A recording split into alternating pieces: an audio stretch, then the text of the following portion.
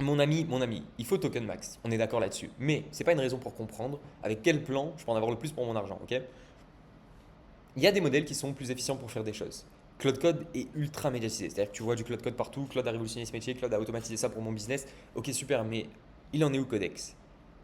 Unpopular opinion, je te recommande d'utiliser Codex plus que Claude Code aujourd'hui. Je vais t'expliquer pourquoi. J'ai deux plans Claude Code, un plan Codex, mais le Codex, je le fume et je le fume.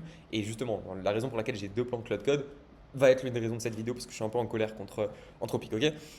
Let's fucking go, j'ai préparé une petite presse, on est en août, 2 vidéos par jour, abonnez-vous, ça va être fou, je vais partager tout ce que j'ai jamais appris, je pense, 60 vidéos, on aura le temps de le faire, donc let's go.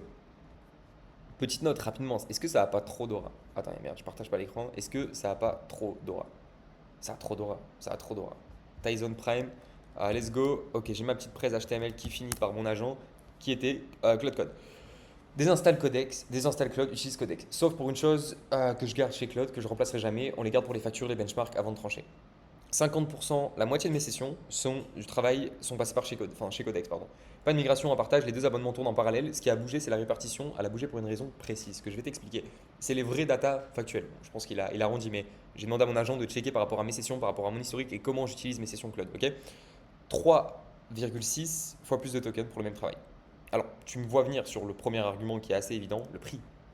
Claude nous allume. Genre, littéralement, Claude nous allume. C'est extrêmement cher. J'ai littéralement, par exemple, j'ai pris un plan à 20 euros, ok? Si tu as un plan à 20 euros, ne prends pas un plan anthropique. Je te promets, ne prends pas un plan anthropique. J'étais en galère. Avant de reprendre un deuxième plan à 200 balles, j'étais en galère de token, ok? Il me restait 3 jours de rate limit, j'avais plus de limite sur Codex, sur truc. Je me dis, ok, là j'avais une tâche à finir en urgence. J'ai dit, ok, je vais juste prendre, il était genre 1 heure du mat. Si je prends un plan à 20 balles, je vois ce que ça donne demain. Je te garantis, j'ai fait un prompt. Parce qu'après, j'ai beaucoup de contexte, etc. Enfin, il y a beaucoup de choses. Et je fais des longs prompts avec des loops, etc. Mais un prompt sur un plan à 20 balles, j'ai fait what the fuck. Donc j'ai directement pris mon plan à 200 balles, mais j'ai dépensé 200 balles en plus. Alors que je sais que si j'avais pris un plan Codex, j'aurais jamais fumé, pour ce même prompt, j'aurais jamais fumé les 20 euros de crédit d'utilisation. Vraiment, c'est aberrant la différence d'utilisation. Je vais te partager un peu les deux modèles, qu'est-ce qu'ils font, enfin, comment ils bossent et c'est quoi le benchmark. Les tarifs sont quasi identiques, c'est justement pour ça qu'ils ne servent à rien. Alors, les tarifs, c'est pas un sujet en fait de ton prix par million de tokens. En gros, ce qu'il te dit là, c'est que Claude va output beaucoup plus, va utiliser et consommer naturellement beaucoup plus de tokens que GPT. Et pourtant, ce qui est vraiment bizarre dans l'utilisation, si vous utilisez Codex, enfin Codex GPT 5.6 Sol, là je te parle vraiment de Opus 5 et GPT 5.6 Sol, ok, c'est un peu le benchmark, hein. Euh, c'est que Codex est extrêmement long sur des tâches. Je ne sais pas si c'est un ressenti, je ne sais pas si c'est volontaire de leur part, je ne sais pas si c'est. Mais c'est très smart parce que moi, ça me donne l'impression que Codex prend plus le temps d'analyser un sujet avant de répondre. Et pourtant, il utilise moins de tokens et donc il coûte moins cher. Tu vois, donc tu as un peu cette disparité. Quand tu utilises Codex, tu sais qu'il y a très peu de chances qu'il fasse des erreurs. Et je trouve que Claude est beaucoup plus bourrin, Opus, de manière globale. Sur l'utilisation de mon ressenti réel qui n'est pas tangible sur des benchmarks, ok? Claude est beaucoup plus bourrin à prendre des initiatives, à aller faire les choses. Ce qui est génial. Sauf que quand tu as des projets un peu sérieux et que tu n'as pas envie que Claude fasse n'importe quoi, sur du GPT 5.6 Sol, il va être beaucoup plus aligné, il va beaucoup plus se limiter, il va beaucoup plus réfléchir avant de prendre une décision, ok? Ce qui est vraiment génial. Donc c'est deux use cases différents. Le prix par token est identique, la facture est 3 fois plus élevée. Token consommé fois prix du token, une tâche à 1 million d'entrées et 104 sorties chez Codex, ça fait 8 dollars. La même chez Claude, 3 fois 5 de token, ça fait 26 dollars. Heureusement, petite by the way, hein, parce que je regarde des fois mes bills sur Cloud Code. Enfin, il te donne, même si tu utilises les plans, en gros, il te donne l'opportunité de voir l'utilisation en API que tu aurais payé. Heureusement qu'on peut passer par les plans. Sinon, on serait tous foutus, on serait bankrupt, hein. Mais du coup, acheter des plans à 200 balles chez Cloud Code ou chez Codex, c'est une folie parce que ils sont à perte aujourd'hui. Rends-toi compte de ça, hein. C'est pour ça que je te dis, il faut consommer du token et prends que des plans, évidemment. Évite de passer par les API. Même si je vous prépare une vidéo sur Kimi parce que j'ai des use cases de Kimi qui sont dingues ici. Donc, ça coûte très cher les tokens. Sauf que sur le plan à 200 balles pardon, de Codex, tu as enfin tu as 10 000 fois plus d'applications, ok, enfin, d'utilisation. Un forfait mobile qui change de tarif au-delà du seuil, qu'est-ce qu'il me raconte? Le second, nanana, au-delà d'un certain volume envoyé, la requête entière change de tarif. Mais écoutez, je ne savais même pas ça. Concrètement, au-dessus de 270 000, OpenAI facture la requête au tarif long, 2 fois l'entrée, 1,5 fois la sortie. Claude reste à plein tarif. Ok, c'est intéressant. Du coup, ça explique l'utilisation. D'un côté, on offre des remises à zéro, de l'autre, on prolonge. Voilà, la petit coup de gueule contre Claude. Codex, l'un des régals que j'ai eu, c'est que Codex t'offre des remises à zéro. J'en ai eu genre 3 la semaine dernière. J'ai reset 3 fois ma weekly limit. Ben, je les avais depuis longtemps, je les stackais un petit peu, mais je crois que j'en ai eu 4-5 sur mon plan à 200 balles. C'est-à-dire que je crois, hein, je ne suis pas sûr exactement de comment ça fonctionne. Ah bah c'est ça, my bad. Bah, en gros c'est écrit juste là. Ok. C'est arrivé une fois. Rétablissement de la fenêtre 5 heures sur plus pro business. Ok. Remise à zéro des quotas codex pour 3 millions d'utilisateurs. Promesse de recueillir. Voilà, en gros, c'est ça. OpenAI, pardon, dès qu'ils atteignent un nouveau pic d'utilisateurs, ils vont donner des jokers, des réinitialisations. Donc aujourd'hui, je ne sais pas si tu viens de créer ton compte et prendre ton plan de d'essence, je ne sais pas si tu les auras, mais en gros, OpenAI, ils sont beaucoup plus généreux. Et Cloud Code, ils sont beaucoup plus fermés dans l'infrastructure, ok? On y reviendra dans la suite de cette slide, mais Cloud Code, par exemple, il te laisse absolument pas te connecter à à des systèmes en local, à du Hermes Agent. C'est très compliqué de le connecter même. Si tu veux faire tourner une application en local que pour toi, admettons que tu as un projet pour ta boîte, ton activité, tu veux automatiser des trucs et toi tu veux faire un micro SaaS en local qui tourne constamment en localhost. Ok. Dans ce cas, sur Codex, tu peux dire à ton agent, enfin, tu peux dire à ton agent Codex, ok, utilise le CLI de Codex en tant que modèle sur l'application pour pas avoir à mettre une clé API et payer des tokens. Cloud Code t'interdit énormément. Donc, si tu voulais utiliser OpenClaw, enfin, déjà, ils ont commencé à fermer les portes sur OpenClaw à l'époque. Si tu voulais utiliser OpenClaw avec ton plan Cloud Code, tu pouvais pas. Ils ont fermé les portes. Alors que OpenAI a toujours été ultra libre. À vrai dire, ils ont racheté le fondateur de OpenClaw, c'est un autre sujet. Mais OpenAI ont l'air beaucoup plus ouverts. Et c'est assez marrant, petite note, petite parenthèse, mais c'est assez marrant de voir que les sentiments changent. Au début de l'année, j'étais l'un des premiers à vous dire, enfin l'un des premiers, je sais pas, mais moi j'étais team Anthropic. Dario, s'il te plaît, Dario, envoie-nous plus de tokens. Switcher de chez OpenAI, tu sais, il y a eu une grosse vague de OK, switcher de chez OpenAI pour aller chez Anthropic. Et maintenant, il y a un peu une vague inverse, j'ai l'impression, et tu vois, même dans le management de la boîte, dans la communication, etc., sachant qu'on se rapproche de plus en plus et on comprend l'enjeu des open source, donc l'enjeu des Kimi et l'enjeu des modèles chinois, alors que Anthropic ont une stratégie même dans l'entreprise complètement fermée. Tu vois, vraiment fermée. VS OpenAI qui sont plus ouverts, où ils vont te laisser accéder à leur CLI pour d'autres outils, d'autres use cases, et ils sont prêts à ce que tu consommes des tokens, tu vois, et ils vont être plus généreux, etc. Donc voilà, c'est une perception, moi, qui rechange aujourd'hui, parce que Anthropic commence à redevenir un petit peu les grands méchants loups sur pas mal de sujets géopolitiques, etc. Ils recommencent à redevenir les grands méchants loups. Donc ça switch, je pense que dans 3 mois ça aura encore switché, mais toujours est-il que OpenAI sont bien plus généreux avec ton porte-monnaie, avec ton budget. Ok. Sur le test de référence, l'écart de 8 à 10e de points. Ok, donc ça c'est les benchmarks pour ceux qui aiment la data. Opus est à 97, GPT 5.6 Sol est à 96.2. Ok, donc pas énorme différence. Sol avec nanana, Sol est meilleur sur Terminal Bench, écart réel 0,8 points. Et dans l'utilisation quotidienne, je te jure que je ne vois pas une différence. Fable, je dirais qu'il y a quand même une différence. J'ai sous-estimé parce que quand tu regardes les benchmarks, tu as l'impression que 5.6 en extra et même Opus 5 sont quasiment au même niveau que Fable, mais Fable, tu vois vraiment la différence quand même. Pareil, tangiblement, c'est compliqué parce que tu n'as pas des benchmarks pour appuyer ce que je vais te dire là, mais Fable est quand même exceptionnel. Ok. Et par exemple, pour revenir un peu en arrière, mais récemment, Anthropic, ils veulent plus que tu utilises Fable dans tes plans. Donc tu es obligé de payer au crédit Fable.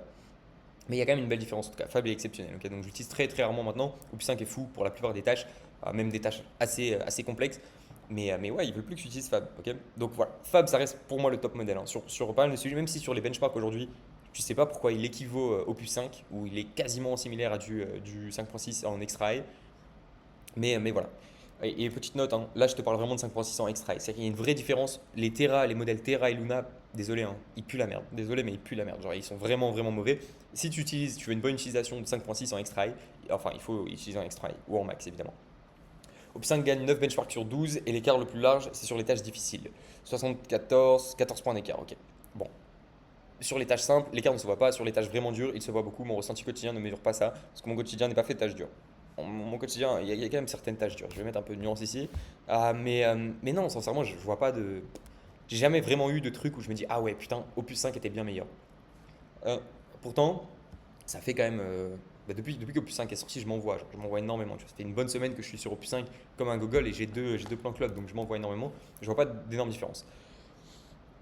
C'est celui qui est déjà branché au volant. Ça, c'est un truc que je voulais mentionner, c'est que le computer use de OpenAI il est exceptionnel. C'est-à-dire que si tu veux te toucher la nouille et parler sur Telegram à ton agent, tu peux le faire clairement. Tu peux connecter ton Telegram avec ton Cloud Code ou ton truc. Tu veux que ton agent contrôle ton ordinateur et fasse tout. Le computer use de OpenAI, je l'ai trouvé dingue. Je l'ai trouvé tellement natif, tellement facile à intégrer. Alors que Cloud Code, pour vous dire, j'ai même pas encore configuré le Cloud Code. Pour mes use cases de computer use, c'est-à-dire que l'agent utilise vraiment tout ton ordinateur, il peut aller dans les réglages, il peut aller dans les photos, dans les notes, ce que tu veux. J'utilise Playwright encore sur Cloud. Pour te dire à quel point, tu vois, j'ai pas encore réussi à connecter le computer use. Celui de OpenAI, je l'ai trouvé extrêmement bon et ça s'explique parce que OpenAI, c'est un modèle plus général. Je crois que j'ai une slide sur ça. C'est un modèle plus général où en gros il y a l'image, génération d'images, l'audio est beaucoup mieux intégré, alors que Cloud ils se sont focus uniquement sur le code. Donc le computer use est excellentissime et le fait que tu aies un modèle général entre les mains, c'est une folie. Okay. Dès qu'il faut une voix, Codex produit de la bouillie, Cloud produit un texte. Okay. Copywriting, Sol écrit correctement. Voilà. Là, bon, attendez, hop, je reviens un petit peu en arrière. Modèle général, Codex, c'est pour ça que si tu as 20 euros à mettre, prends le plan à 20 balles. Ok, si tu as 100 euros à mettre, prends le plan Codex. Si tu as 200 euros à mettre, je te dirais, et que tu dois vraiment consommer, et que tu dois consommer beaucoup, et que ces 200 balles, il faut vraiment que tu en tires le maximum, je te dirais que Codex est une meilleure option pour toi. Vraiment. Et l'idéal, c'est d'avoir les deux pour tester et faire les deux. Et maintenant, encore une fois, c'est très compliqué, mais en ressenti, je sais quoi utiliser quand. C'est très compliqué à t'expliquer tangiblement. Je vais essayer de le faire dans cette slide. Dès qu'il faut une voix, Codex produit de la bouillie. C'est le truc. Genre, je trouve que Codex, de manière générale, il est très bon en fait quand tu vas lui donner et lui cadrer extrêmement bien une tâche, d'où l'importance de faire des skills. Je le dis, je le redis dans les vidéos. Un petit check, voilà, ça tourne super. Mais je trouve que c'est quand même du. Pas du AI slob, j'abuse, hein, mais je veux dire, il arrive très peu à incarner une identité, tu vois, et il reste relativement général. Je trouve que c'est un modèle qui est générique par défaut. Ce qui est très bien sur la plupart de tes tâches, quand il s'agit de copywriting par exemple, Sol écrit correctement, il écrit comme tout le monde, en gros. Alors que Claude, je sais pas ce qu'ils foutent avec leur modèle, hein, mais depuis le début, depuis même les modèles qui étaient mauvais, tu vois, 4.1, Opus 4.1, Claude était bien bien meilleur en copywriting. Genre identité de marque, Claude est bien meilleur aussi. Juste pour la compréhension des trucs où il faut impersonner. Donc si ton job aujourd'hui c'est de faire du marketing principalement, je te mets ce petit touch de, à moins que tu aies encore une fois des besoins et des enjeux budgétaires qui sont indispensables. Claude, si tu as des enjeux purement et uniquement marketing et que tu fais pas du code et que tu fais pas d'autres trucs, je te dirais que mine de rien Claude reste dessus aujourd'hui. Ok. À l'inverse, tu as GPT comme je vous l'ai dit juste avant qui est relativement général. Un pour produire, un pour écrire, aucun pour tout. Et aujourd'hui, moi j'ai des crons qui tournent où j'ai des agents qui bossent, genre, je pense pas quasiment 24 sur 24, mais j'ai des agents qui bossent tout le temps, tu vois. Donc des agents qui vont regarder des bugs toutes les 15 minutes, à vérifier, ils parlent entre eux, tu vois, ils se mettent des trucs. Donc moi tu as cet enjeu de dire, ok, où est-ce que je mets quel modèle à quel moment. Et sur le travail quotidien, volume itération, genre Codex, vraiment, vraiment Codex, tu vois. Dès que j'ai une grosse feature, un gros truc à implémenter, je vais mettre du Opus 5, je mets le plan, slash deep think, slash tout ce que tu veux, pour qu'il vraiment fasse un gros audit et qu'il fasse pas d'erreur. Et ça, je le fais réanalyser par du 5.6 sol derrière, en extra high. Tu vois, et en fait, quand tu as les deux plans, tu peux cumuler les deux agents qui sont complètement différents dans leur modèle, enfin dans leur training, etc., pour pouvoir avoir un output qui est 10 000 fois meilleur où tu sais qu'il y a très peu d'erreurs. Tu vois, et quand ça devient indispensable de ne pas faire d'erreur, il faut ne pas faire d'erreur. Donc tu peux utiliser les deux. Mais travail quotidien, je dirais ça. Volume, enfin automatisation d'écran, tâches variées, Codex, copywriting, ton identité, Claude. Tâches vraiment difficiles, dossier énorme, Claude. Voilà, c'est clairement mon ressenti. C'est ce que je viens de vous dire. Ce qui me fait tout ramener chez Claude, l'écart des tokens, le coût par tâche s'égalise, il ne reste que la qualité et là Claude gagne 9 fois sur 12. Voilà. Quand tu as vraiment des enjeux de code pur, moi à l'époque, enfin même j'essaie d'esquiver l'utilisation de Fable 5 au max, mais j'utilisais sur des gros gros trucs, j'utilisais Fable 5. Maintenant, je suis que sur du Opus 5 en extra high et je fais refait auditer ensuite tout ce que Opus a fait par un agent 5.6 Sol en extra high. Ok, et je bosse qu'en extra high tout le temps. Je suis rarement en max parce que max, je trouve que c'est vraiment de la branlette. Extra high tout le temps. Compare des factures, pas des grilles tarifaires, le prix au token est identique. Donc voilà, la conclusion à retenir, c'est genre teste, en vrai, enfin, teste les deux. Si tu as restriction budgétaire, fais-moi confiance, prends du Codex. Et je vous l'avais dit déjà très tôt dans l'année que Codex était bien plus généreux, que Claude t'allumait, tu vois. Mais là, Claude, enfin, il y a encore une fois ce truc, ce retournement politique de ça devient vraiment aberrant. Ça devient vraiment aberrant. Let's go, mes amis. Fin de vidéo.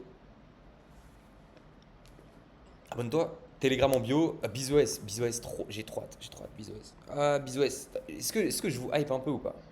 Je vous fais saliver, je suis désolé parce qu'on a beaucoup de retard, on se concentre sur les users actuels. Alors le barbeur m'a flingué, le barbeur m'a flingué. Euh, allez, je vous hype un peu, BizOS, what if your company can grow autonomously. Allez, parce qu'on a revu complètement le harnais, on a revu tout ce qui se passait derrière, donc on a fait un harnais custom. Initialement, on se basait énormément sur du Hermes Agent. Là, on a fait un harnais custom. C'est quoi un harnais custom? En gros, c'est, si tu veux, le cerveau, le squelette de l'agent. Ok. Donc vraiment, vraiment, genre, on a construit un truc sur mesure pour faire du cash en automatique. Et surtout, récemment, on a revu l'UX.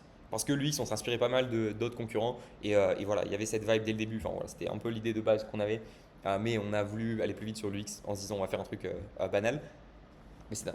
Donc très très très très très content. Advertise, social media, onglet automatisation qui sort aujourd'hui. Donc tu peux setup des automatisations de manière assez large. Website, tu peux setup tous tes quiz.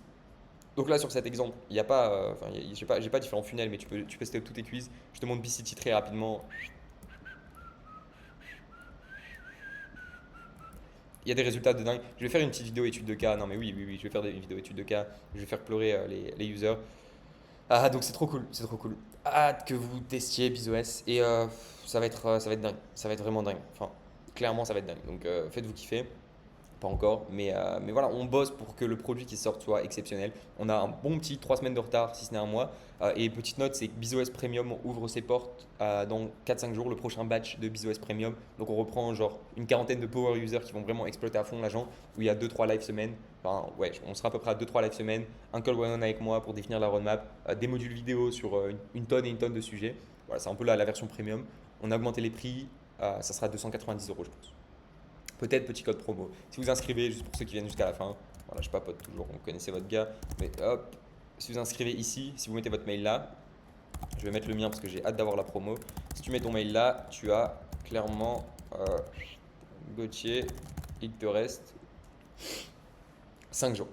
Ok, 5 jours et tu auras un code promo probablement de 50 euros. Voilà, voilà. À très vite. C'était Gauthier. Abonnez-vous. On va envoyer les vidéos. Daily Jam, là, j'ai la motivation. Vous voyez, je suis tonique. J'ai noté les idées. Ok, ça va être dingue. Ça va être très cool. Codex, meilleur que GPT. Dites-moi en commentaire.